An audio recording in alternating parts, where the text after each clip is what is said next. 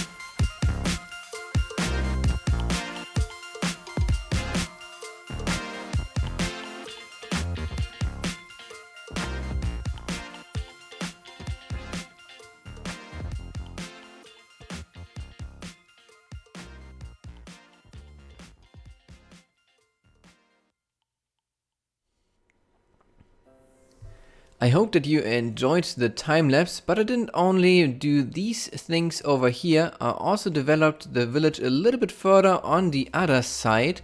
So if we just go over here, there are some fields and also a blacksmith building right here. So we've got those buildings all built out of the spruce material, because I think that the spruce material is looking the best for the villages. I was thinking about putting in a savanna building as well, but then I decided to go with spruce mostly over here. And if we take a look on the other side, there is actually also one of the churches of the villages.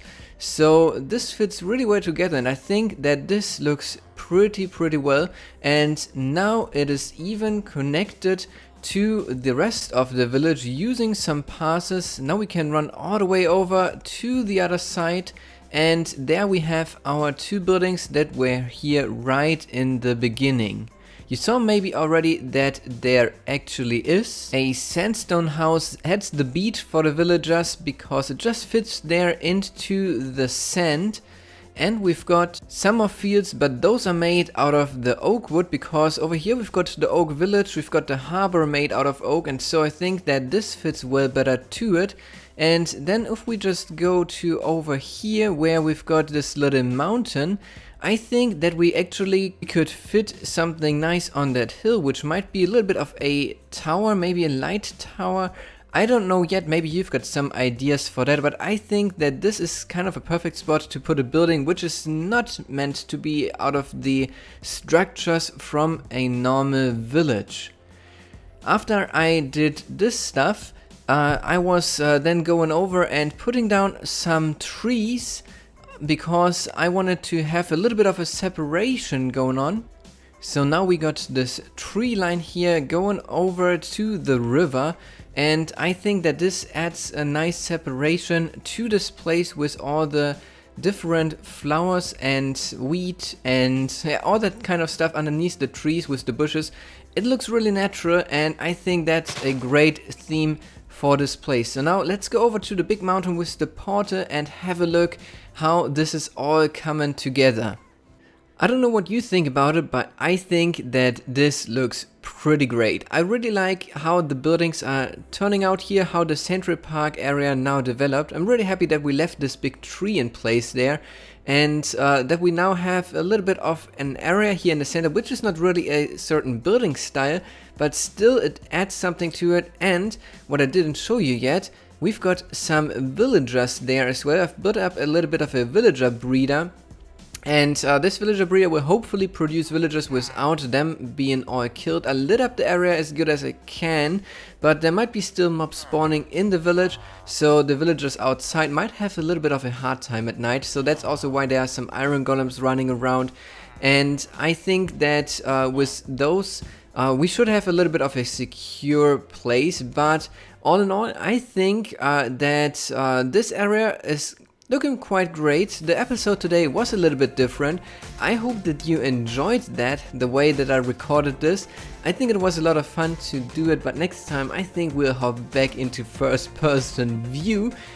But yeah, let me know what you think of the whole episode today, of the village, of the recording style, because I think that that's going to wrap things up for today. I hope that you enjoyed the video. If you did, then of course feel free to leave a like, subscribe to my channel if you haven't already, and share this video with your friends. And I hope then to see you in the next video. Until then, have a great day.